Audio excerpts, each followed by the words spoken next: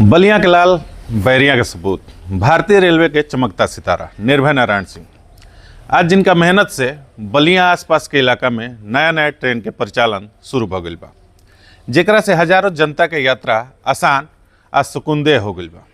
जे रेलवे विभाग में जिम्मेदारी के साथ साथ समाज सेवा आ पर्यावरण सुधार में लागल बड़ा। ताई जानल जाओ आज निर्भय नारायण सिंह जी से यहाँ के संघर्ष, सफर और भविष्य के योजना के बारे में। ताज के खास बा में बानी बलिया के लाल, बैरिया के सपूत निर्भय नारायण सिंह जी। ताज हमने के साथे बानी बलिया के लाल और बैरिया के सपूत निर्भय नारायण सिंह जी IRTS। तो सबसे पहले स्वागत बा निर्भय नारायण सिंह जी हमारे चैनल के खास बा जी। बहुत बहुत धन्यवाद। आपके दर्शक के भी बहुत बहुत धन्यवाद, शुभकामना बा आपके चैनल आगे बढ़े और आप अच्छा नाम कमाएं पत्रकारिता के क्षेत्र में। अच्छा, सबसे पहले हमने के ये बताई कि रेलवे में अधिकारी बने के मने एगो शुरुआत कैसे भई? मने एगो तो पहले से तो होई ना कि हाँ भाई हमरा एगो अधिकारी बने के बा, केहू के देख के चाहे थी ना। रेलवे के कोनो अलग से अधिकारी ना होखेला, बेसिकली का होखेला कि IAS के परीक्षा होखेला।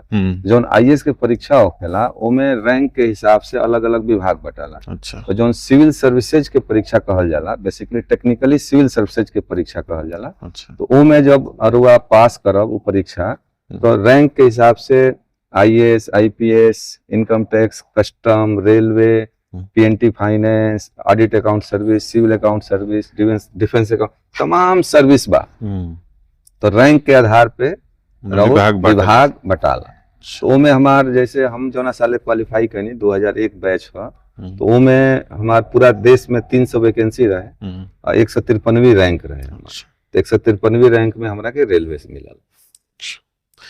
अच्छा, ये बताइए कि अभी तक ले जौन बानी IRTS के सर्विस में, ये सर्विस के दौरान माने सबसे चुनौतीपूर्ण माने कार्य का लागल? चुनौतीपूर्ण सबसे होता है कि रेलवे का मतलब हुआ कि राष्ट्रीय ट्रांसपोर्ट करे वाला।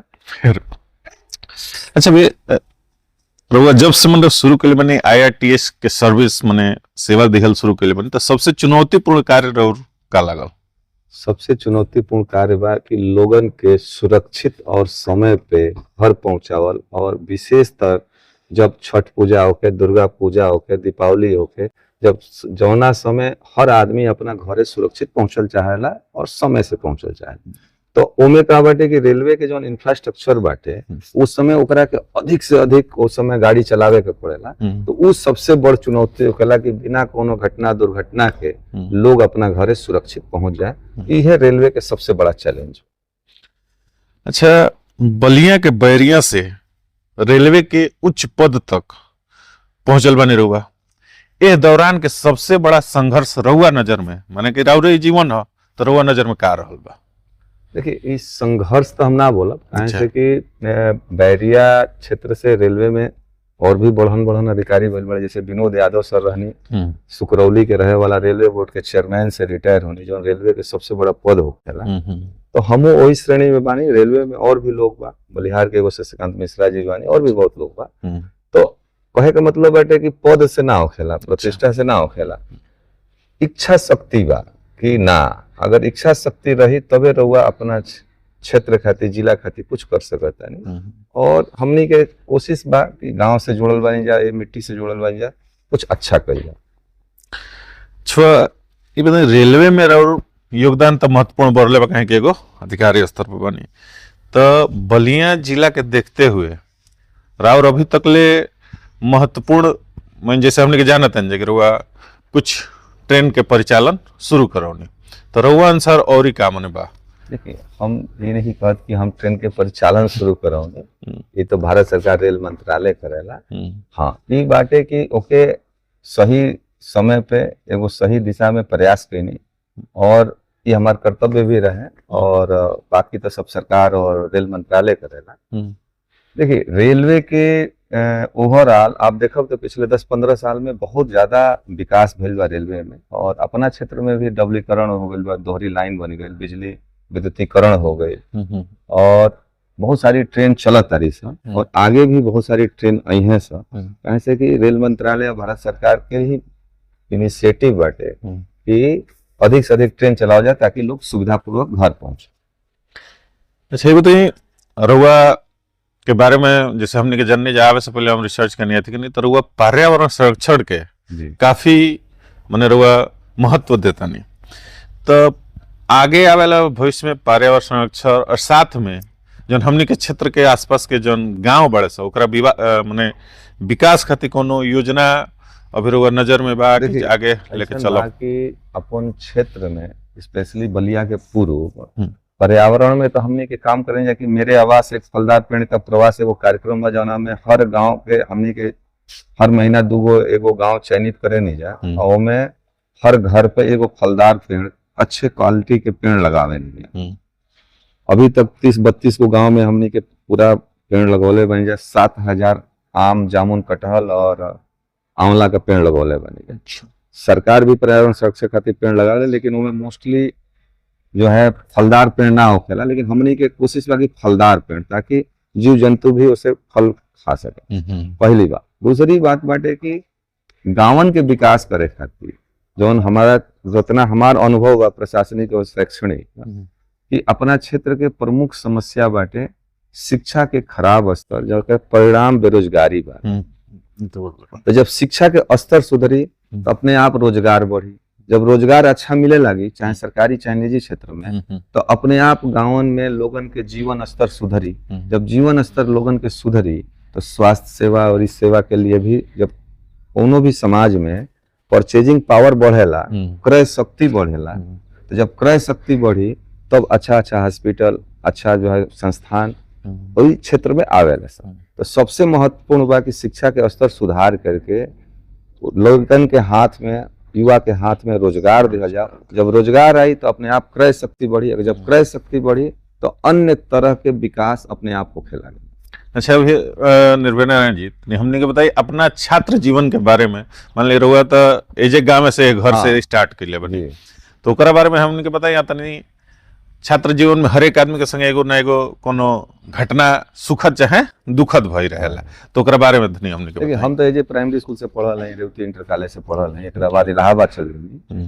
तो हमनी के छात्र जीवन में पढ़ी जा सुखद भी बा दुखद भी बा अनुभव। सुखद भी बाटे कि भाई हमनी के पैदल 8 किलोमीटर जाई जा रेवती बढ़ के चली आई जा। उस समय लगे कि रेवती कितना नजदीक बा, अब लगे था कि कितना दूर बा। काहे से कि उस समय युवा जीवन में एक आनंद रहे, ग्रुप में जाते रहे जा पैदल, रोटी अचार लेकर के चल जाए जा झोरा में और यहाँ से पढ़ के चली आई जा, तो उसका एगो अलग आनंद रहे। सुखद ये था। दुखद में ये था कि हमनी के जब इलाहाबाद गए नहीं जा तो बड़ा संघर्ष करेगा पड़ा।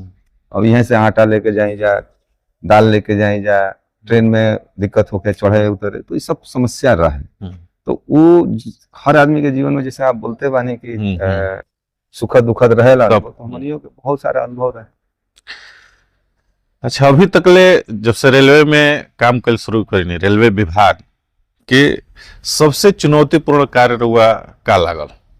यहाँ भाई बड़ा चुनौतीपूर्ण बा हमरा खातिर, लेकिन ओकरा के हम देखिए हम जब 2006-07 में हावड़ा में हमार पोस्टिंग रहे और जितना ट्रेन के परिचालन के जिम्मेदारी हमारा ऊपर रहे, और वो पद पे हावड़ा स्टेशन पर डेली 2006-07 में 12 लाख लोग डेली आवत रहे जात रहे। मतलब आप समझे कि एगो शहर आवत रहे, एगो शहर जात रहे। हम देखले बनी कहे कि हम 2003 से 2008 तक रहल बनी। तो हावड़ा स्टेशन पे जब हमार पोस्टिंग रहे, उस समय जब पीक आवर्स कहल जाला, जब सुबह जौन बा 8 बजे से 11 बजे के बीच में पीक आवर्स होखेला, और शाम के फिर 5 बजे से लेकर के 7:30-8 बजे तक पीक आवर्स होखेला।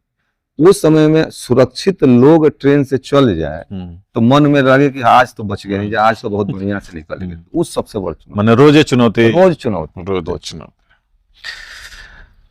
यह व्यस्त जीवन में निर्भय नारायण सिंह अपना के संतुलित कैसे रखला? कहे कि हमने के लगता कि हमने से भी फिट एंड फाइन लगता नहीं, तो एकर का राज बा कैसे बा? देखिए हम जितना अनुभव हमार बाटे कि हमरा एगो दिमाग में ये रहेला कि मानव जीवन जौन बाटे, मानव जीवन में जितने बड़े महत्वाकांक्षा रखो, जितना रउआ अचीव करब, प्राप्त करब, ओकरा बीच में जितना गैप हुई वो मानव जीवन में तनाव देवेला। तो ओकरा के अंग्रेजी में ऐसे बोल सकता नहीं कि ambition minus actual reality equal to tension. तो जितना एम्बिशन बढ़न रखो तो और अगर रियलिटी में उतना अचीव ना हुई तो रउआ तनाव हुई जीवन ना में। हो तो हम हमेशा कोशिश करेंगे कि सादा जीवन जियल जाए और अपना विचार शुद्ध रखल जाओ, पवित्र रखल जाओ, नियत साफ रखल जाओ, केहू के साथे छल कपट ना कर जाओ। ओकरा से अंदर से आदमी आंतरिक अनुभूति आपका आनंद की स्थिति में पहुंच जाता है। आपको कोनो तनाव ना होगा। हाँ, दाल रोटी खा करके अभी खुश रह सकते हैं और 5 स्टार होटल में भी खाई के बहुत लोग तनाव में रहे। अच्छा, हमने यही बताई कि अधिकारी बनला के बाद कोनो ऐसा क्षण आयल हुई जीवन में, जरूर आयल हुई, वो घड़ी लागल है कि हाँ भाई आज अधिकारी बनल हमार पूरा हो गए। देखिए, हम रउआ के बताओ तने कि हम जब से नौकरी में आयल बने, हम जहाँ भी हमार पोस्टिंग बा, जिला के क्षेत्र के केहू भी पहुंच गए, खाली नाम बता दिलस कि हमार बलिया घर, चाहे कोनो जाति धर्म के लोग हो, हम अपना क्षमता से बाहर जाकर के सहायता की। तो हमरा जब लोगन के काम करे नहीं और लोगन के काम हो जाला, तब हमरा सबसे ज्यादा संतुष्टि मिलेला कि भगवान आज हमरा के पद दिले बाड़े, तब ना हमरा पास लोग आवता, हम ओकरा के सहायता करतनी या लोगन के काम हो जाए। तो हमरा कहे का मतलब बाटे कि लोगन के जब काम होखेला वो समय हमरा लगेला कि हाँ चलिए अधिकारी बनला से कुछ फायदा बा कि अपना क्षेत्र जवार के लोगन के काम हो। वही में कोनो एगो ना होला घटना के जो मन में बस जाला कि हाँ भाई अरे ई चीज मने भुलाइले ना भुलाला। तो ऐसन कोनो याद बा? बहुत घटना बा। जैसे हम ऑफिस में एक दिन बैठल रहनी तो एगो दलन छपरा के लड़का रहे, बहुत 18-19 साल के लड़का रहे, संजय माली उनकर नाम रहे। ऑफिस में अइले, हम बैठल बानी, पर्ची आयल कि बलिया घर, हम बोला तो अंदर अइले तो कहले ए सर हमार बलिया घर। हम कहनी बताओ भाई का बात बा बताओ। तो लागल वो लड़का रोए लागल कि साहब हमार बाबूजी बहुत पहले गुजर गए और हमारा कई साल से हम ऑफिस में दौड़ते नौकरिए नहीं खेला और सब बाबू हमरा के तो दौड़ावता है। तो उकरा के लग करके हम 1 साल के अंदर पूरा नौकरी दिवाओनी, अच्छा जगह पोस्टिंग दिवाओनी। तो वो घटना जौन बा हमेशा अथी करेला कि हमार पहला ऑफिस रहे जहाँ हम ट्रेनिंग के बाद ज्वाइन करे रहनी कि वो चैम्बर में आकर रोए लागल। और वो हमारा क्षेत्र के लड़का रहे जना के हम जानतो ना रहे, संजय माली नाम है, अभी भी नौकरी करत हावड़ा में पोस्टिंग बाटे डानकुनी में। तो वो घटना हमरा याद रहेला कि वो लड़का के उम्मीद होई ना कि हमारा जिला के अधिकारी बने, हम जाके बोलब तो सुन ली। तो वो उम्मीद से जौन अइलस लड़का हम काम करनी वो बहुत संतोषजनक।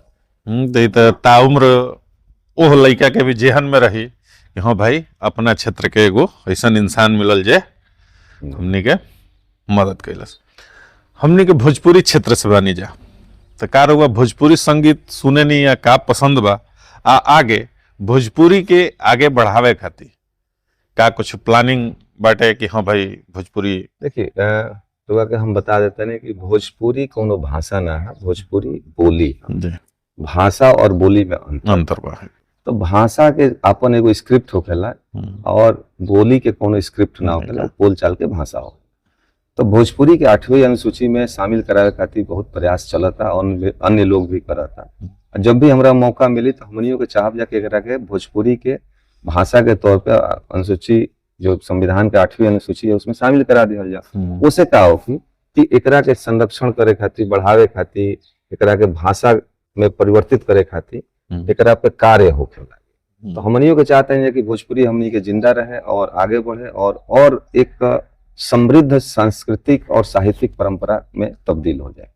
अच्छा, संगीत के बारे में? संगीत देखिए, हम संगीत भोजपुरी ना कहेंगे आज के डेट में भोजपुरी संगीत के काफी स्तर हद से ज्यादा खराब हो गए। हम भोजपुरी संगीत ना सुने नहीं, कहा से कि भोजपुरी संगीत में अधिकांश गाना ऐसा बा जवन आप सुन नहीं सकते, परिवार के साथ घर में बैठ के कहीं भी आप सुन नहीं सकते। तो भोजपुरी संगीत से कोनो हमरा अथी नहीं के। भोजपुरी में भी कुछ अच्छा गाना बड़ा है, लेकिन वो पुराना गाना बड़ा है, नया में बहुत कम गाना बड़ा है। तो हमार तो सबसे अनुरोध यह बाटे कि भोजपुरी के बढ़ावे के, विकास करे के, अच्छा बनावे के कोशिश कल जाए, न कि भोजपुरी के बदनाम करे के कोशिश कल जाए। अच्छा, रेलवे में अगर लड़का चाहता रहे जो हमनी के गांव के क्षेत्र के बारे करियर बनावे के, हर एक इंसान के होला कि अच्छा नौकरी पाई जा, तो ओकरा के निर्भय नारायण सिंह जी का सलाह दी है कि हाँ भाई हे टेक्निक्स के अपनावा, ऐसे मेहनत करक तो एगो जरूर सफलता हासिल है। देखिए, रेलवे और कोनो ऐसा बैंक के अलग से बात नहीं है। सब छात्र जीवन में अगर आपके अंदर 3 गो गुण बाटे कि सेल्फ मोटिवेटेड बानी, मतलब कि आपके मन में लगन बा और रउआ अनुशासन में बानी, अनुशासित बानी जीवन में, और टाइम, समय के प्रबंधन, टाइम मैनेजमेंट ठीक से करब, तो आप गांव में रह करके भी कोनो नौकरी पा ले। अगर ये 3 गो गुण नहीं है आपके अंदर, तो आप लंदन भी चले जाएंगे तो आपके नौकरी ना मिले। तो सबसे महत्वपूर्ण है कि सेल्फ मोटिवेटेड बच्चा के होके के चाहिए, सेल्फ डिसिप्लिन होके के चाहिए, और टाइम मैनेजमेंट आवे के चाहिए। अगर 3 चीज रही तो वह नौकरी पा जाए, और गांव में भी रह के पा जाए। नहीं के पढ़े के तो कहीं भेज देबो ना पड़े। अच्छा, हर एक इंसान के जीवन के केहू न केहू प्रेरणा होला, तो निर्भय नारायण सिंह जी के प्रेरणा स्रोत के ह, कैसे प्रेरणा मिला? देखिए, प्रेरणा जो है, हम ये बोलब कि हमारे पिताजी वो अपना समय में क्लास 9 पास रहने, और उन्हें के बचपन में हमने के 4 बजे भोर में लंटेन साफ कई के लंटेन जला के बैठाई हमने के जगा के, तो पढ़े के जो हमने के आदत बा सब भाई में, परिवार में, वो पिताजी के ही देन रहे कि वहाँ के अनुशासन में रख करके हमने के पढ़ौनी। तो हमारा के तो सबसे बड़ा हमारा प्रेरणा स्रोत हमारे पिताजी। तो निर्भय नारायण सिंह जी के प्रेरणा स्रोत यहाँ के पिताजी, जे कि ओ जमाने में 9वीं पास रहने। अच्छा, जब हम चलनी हम कि हाँ भाई आज हम निर्भय नारायण सिंह जी के इंटरव्यू ले, तो लोग कहत रहा कि ट्रेन तो अच्छा चला देनी, और का नया नया ट्रेन कुछ आई जो गोरखपुर रूट खातिर चलो, और जो कुल ट्रेन बड़ी से जैसे पटना जाए खातिर दोपहर में 2 बजे बड़ी से, जो कि अगर सुबह में टाइमिंग वगैरह रही, तो एक बारे में कहा भाई टाइमिंग रउआ अनुसार बदल सकला या रेलवे के ही कुछ नियम बा?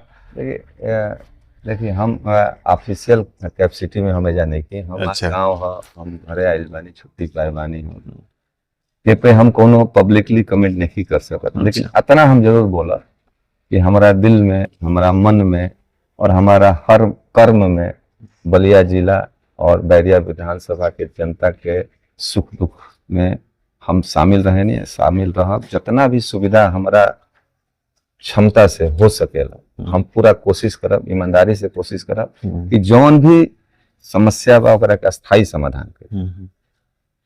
अब बाकी अगर हम कुछ कमेंट करते नहीं, तो आजकल लोग जौन बा बहुत शिकायत भी करत, तो उसे हम कोनो कमेंट ना करब। लेकिन इतना जानते नहीं कि जिला हमार सर्वोच्च प्राथमिकता बा जीवन के, कि जिला में जौन भी काम होके, जौन समस्या बा ओकरा के स्थायी हल करिए। अच्छा, एगो दूगो आदमी जैसे कहत रहे हमारा के मने बातचीत में, जैसे आदमी ना होला कि उठ बैठ करला कि अब हमनियों के तरफ इलेक्ट्रिसिटी हो गई, इलेक्ट्रिफिकेशन हो गई, तो का हमनियों के क्षेत्र में आवे वाला भविष्य में जैसे 4-5 महानगरन में लोकल ट्रेन चलत रही सर, तो पटना से लेके बनारस तक का आवे वाला साल में ऐसा का मुमकिन बा कि हो सकेला? एक्चुअल में ये पॉलिसी निर्णय है, सरकार के निर्णय, रेल मंत्रालय निर्णय लिए, में हमनी के कोनो बहुत रोल ना होला।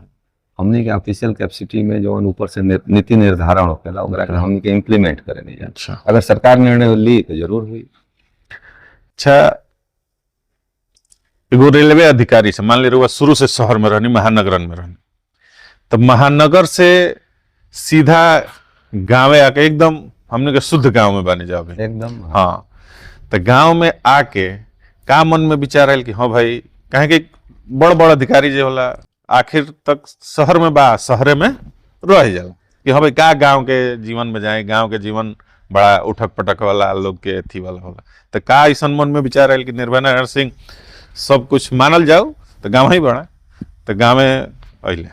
देखिए, गाँव के जीवन शहर के जीवन से कई गुना बेहतर था।